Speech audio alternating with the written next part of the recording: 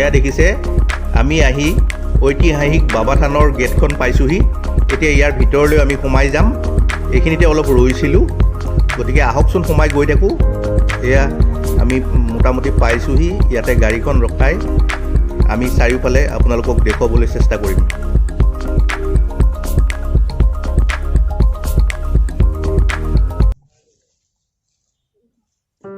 বাহিৰত আপোনালোকে দেখিছে ভগৱান শিৱৰ যি বাহন আছে নন্দী, ইয়াৰ এটা প্ৰতিমূৰ্তি বাহিৰত স্থাপন কৰা হৈছে। গতিকে মই এই প্ৰতিমূৰ্তিটো আপোনালোকক দেখুৱাবলৈ যত্ন কৰিছোঁ। আমি আজি ৰাতিপুৱা যথেষ্ট সোনকালে অহা কাৰণে ইয়াত প্ৰায় এতিয়া আমি 7:45 পৰা 8টা বজাৰ ভিতৰত পালোহি। গতিকে মন্দিৰ পৰিচালনা সমিতিৰ দ্বাৰা যি ৰাতিপুৱা দুৱাৰ খোলা হয়, এই দুৱাৰ এতিয়ালৈকে খুলিছে যদিও চাফ চিকুণ যি কৰা হয় ডেইলি, এই চফা বা ঠিক ঠাক বস্তুখিনি কৰি আছে। গতিকে মই চাৰিওফালৰ পৰিৱেশটো আপোনালোকক দেখুৱাবলৈ যত্ন কৰিছোঁ। এয়া মই পিছফাললৈ আহি আপোনালোকক দেখুৱাইছোঁ। পিছফালৰ প্ৰাকৃতিক দৃশ্য চাৰিওফালৰ পৰা মই দেখুৱাইছোঁ সন্মুখলৈ কেনেকুৱা দেখি। ইয়াৰ পৰা প্ৰায় 2 কিলোমিটাৰ নিলগত যি দেও পাহাৰৰ শিলাখণ্ড আছে আৰ্কিটেকচাৰেল ছাইট, তাৰ পৰা এটা শিলৰ লিংগ আনি এই নুমলীগড়ৰ ওচৰত এই মন্দিৰটো প্ৰায় 1900 শতিকাত ইয়াক নিৰ্মাণ কৰা হৈছিল। Hello' friends, welcome back to my channel Dev's blog. গতিকে আজি আপোনালোকে দেখিছে আজি মই নুমলীগড়ত থকা বিখ্যাত বাবা থানলৈ আহিছোঁ। গতিকে এতিয়া আহি জাষ্ট বাবা থান পাইছোঁহি। বাবা থানত এতিয়ালৈকে যিহেতুকে বহুত ৰাতিপুৱা হৈ আছে, গতিকে ইয়াতে চাফ চাফাই কামখিনি চলি আছে। ইয়াৰ পিছত তেওঁলোকে গেট খুলিব। গতিকে মোৰ লগত আহিছে এয়া দীপাংকৰ বৰা আছে, এইফালে ক্ষেত্ৰধৰ গগৈ আছে। গতিকে আমি তিনিজনে মিলি আজি ৰাতিপুৱা ইয়ালৈ আহিছোঁ।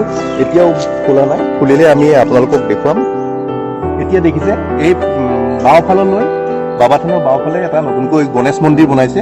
গতিকে আমি গণেশ মন্দিৰটোলৈ আহিছোঁ। আহক গণেশ মন্দিৰটোলৈ গৈ থাকোঁ।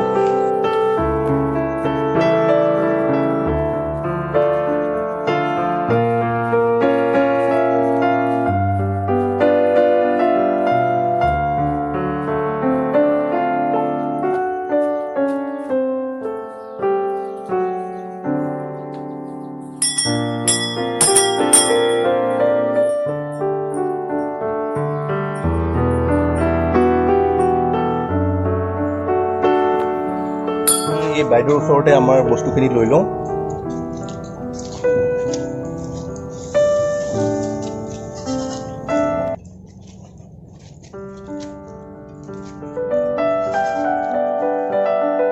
মোৰ লগত অহা দীপাংকৰে শৰাই এখন আগবঢ়াইছে, কিন্তু মই মাত্ৰ চাকি আৰু ধূপ লৈছোঁ।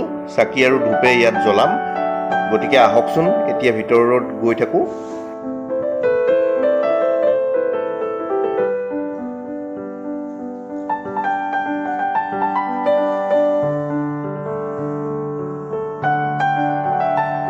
যিহেতুকে দীপাংকৰে আগবঢ়োৱা শৰাইখন আজি প্ৰথম শৰাই হৈছে আৰু মন্দিৰৰ কাম কাজ ইতিমধ্যে চলি আছে, গতিকে শৰাইখন আমি জমা দিলোঁ।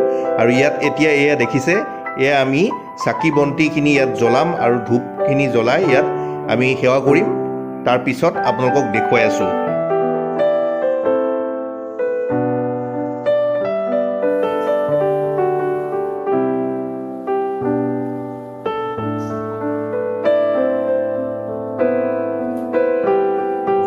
এতিয়া দেখিলে এতিয়া আমি হেৰি কৰি পেলাই ওলাই আহিলোঁ, মন্দিৰ ভাগৰ পৰা ওলাই আহিছোঁ। ক্ষেত্ৰ ওলাই আহিলে দীপাংকৰ আছে ভিতৰত।